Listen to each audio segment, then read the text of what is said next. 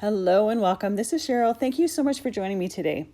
This is day one of the Spellbinders Crafty Advent Calendar. So for the first 24 days in December, I'm going to open up one box or one window of each of the days of the calendar, and I'm going to share a little project I made with that item. So if you don't want to know what's in here, then don't watch these videos or watch them after you've opened yours if you have one.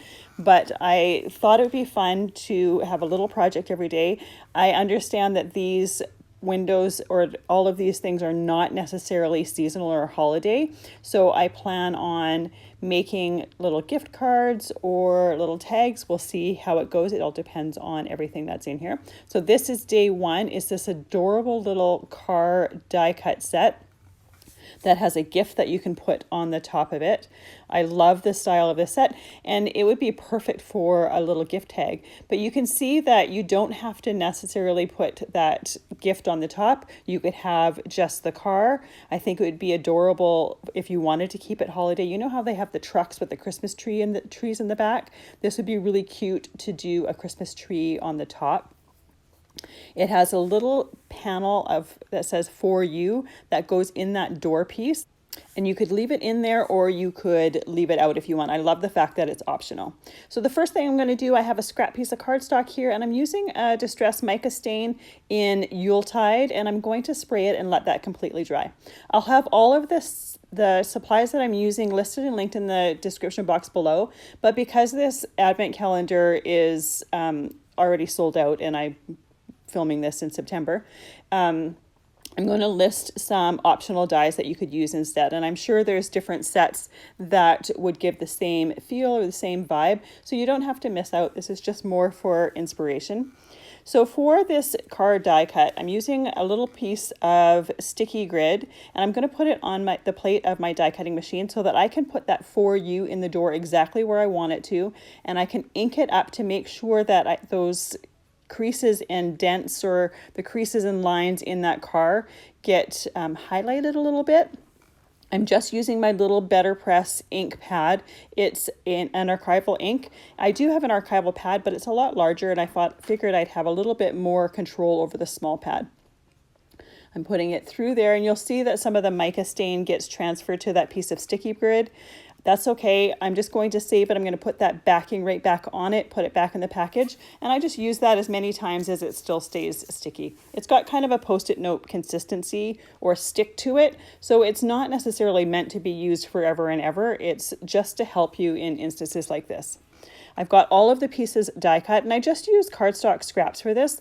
The nice thing about these tiny die sets is they're perfect for using up little bits and pieces of scraps. And the holographic type cardstock that I used for the bow was actually something that I solid hot foiled for a project and then die cut, and these were just little bits and pieces that were left from it. So you can use whatever cardstock scraps you have, whatever colors you want.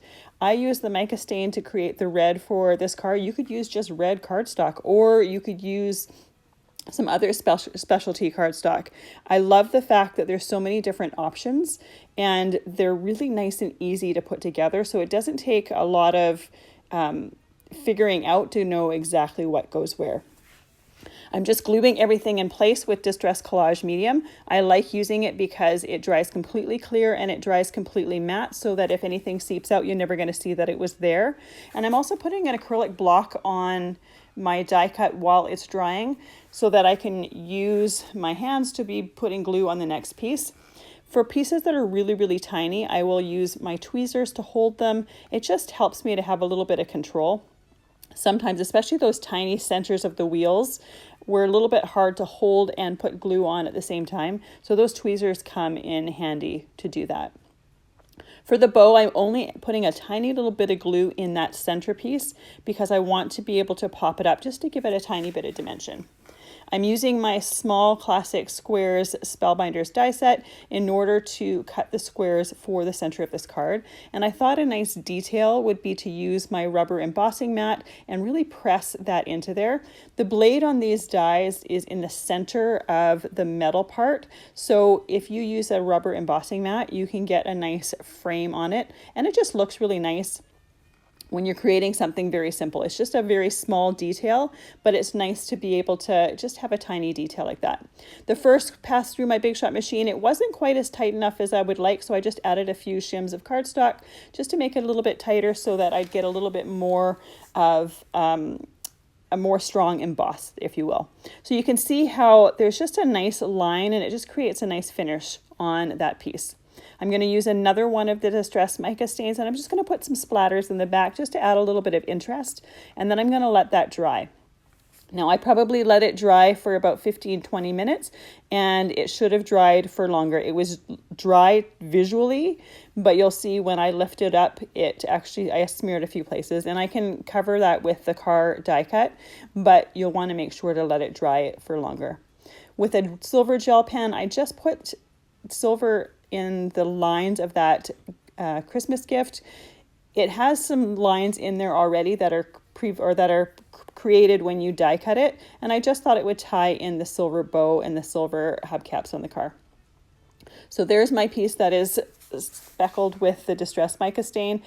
I noticed I already smeared it, so I'm putting it on without touching it too much so that I can put everything on there, put the acrylic block on there for it to dry and not be smearing my hands on it and create a worse problem.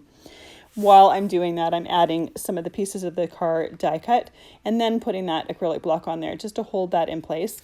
Because of the smeared speckles on that background, you don't see it anymore because of the cars in front of it, but I'm using those tweezers a little bit more just to make sure that I'm not really touching that background as I'm putting pieces in place.